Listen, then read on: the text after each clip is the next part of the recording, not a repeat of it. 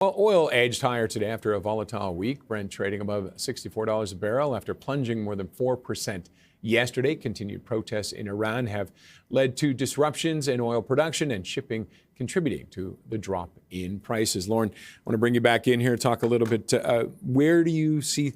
We were talking about it off air. I want to get this. It's insane. Like for the first 2 weeks of the year, we've had an invasion, essentially an invasion of Venezuela where they seized the president and threats with a war with Iran. And then...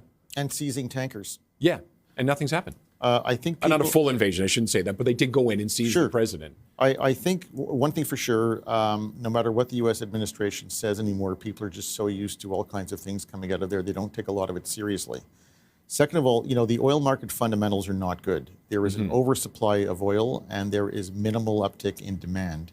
So, oil prices have been very weak for quite a while, and we would expect that to remain the case.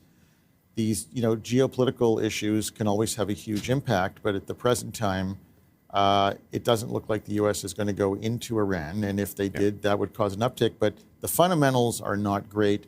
And, you hate to make investments, based on some geopolitical event that may or may not happen. With just talking about the surplus, that's been running for a while, too. Exactly. Like how much longer can it keep running? So we're still, when we look at the pure data, we are still looking at oversupply. And also, the Trump administration has been very close to Saudi Arabia, and Saudi Arabia does not want to upset Trump.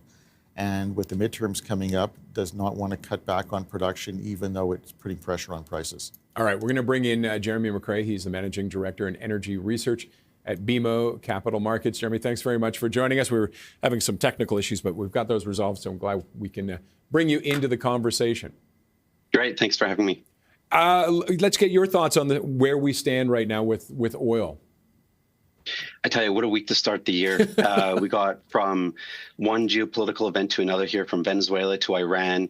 As you head into the weekend here, there's other concerns of what goes on the weekend. And it's a lot of just concern and nervousness out there right now with the market.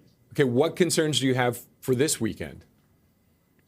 So Iran never really looked like it solves the full issue here. I think the immediate reaction was what could potentially happen. There's not really a lot of precedent here in terms of how big things could be. But if you look back to 2020, that's when sanctions brought off about 1.9 million barrels of oil. So I think that's what a lot of the oil traders were thinking about is, do we get to that type of scenario? What is the possible ramifications of what could potentially happen here on the weekend? Jeremy, let me ask you a question. When you look at the actual fundamentals of supply and demand in the oil market, what do you see? So you got disagreeing opinions here with a few of the bigger organizations, and not so much it's how investors perceive these different perceptions. So you have the EIA, who just came out with their forecast here, and you're still growing at 1.2% into 2027. But the amount of OPEC production that is looking to come on really pushes onshore inventories to levels not seen since effectively COVID. But then when you look at the OPEC is expectations for demand here for 2026 and 2027, it's quite a bit above EIA. And so that's why OPEC is producing as much as they are, saying we need to keep a balanced market to match the demand that we're expecting here. And so this is where you get these fundamental differences in opinion, and why there's a lot of unease in terms of what we actually could see for the oil markets here for 2026 and 2027, just given such big differences in expectations. And what are your thoughts on those two? Which one is there one or the other you're leaning toward? I tell you, so if you look back at history, the EIA tends to be middle of the road. OPEC tends to be a little bit more optimistic, and the IEA tends to be pretty bearish, and that's generally what we see. And we ultimately, halfway through the year, things start to coalesce into a single number here. But this is probably one of the wider ranges we've seen in terms of the forecast between the two, and I think that's what's causing a lot of the concern here with investors that we talk to is who is right, who is going to be adjusting. And I think what it comes down to is investors are saying, well, if the demand isn't that high, OPEC likely does cut, and that does likely put a bottom here. When you look at how economic, a lot of the new plays and new drilling is at these levels here. It really is starting to get to that real marginal level, and so I think you are ultimately we're going to see some production declines coming from non-OPEC countries here, which ultimately should put a support into where we are seeing with oil prices here today. But that said, when does that happen is a little bit more concerning, especially when you add in all these geopolitical events for investors. And when you look at the sector in general, can you talk about valuations and what you like? So when you look at the commodity price here today, relative to valuations, it's higher than what we've seen before. But when you look at other sectors, though, energy is still seen as reasonable, relative to everything else. And so that's why you're seeing some more inbounds in terms of, maybe we got to look at energy here, and we haven't been involved in energy for a while. We are seeing more investors look at natural gas type of names here versus oil, not wanting to play a lot of the volatility.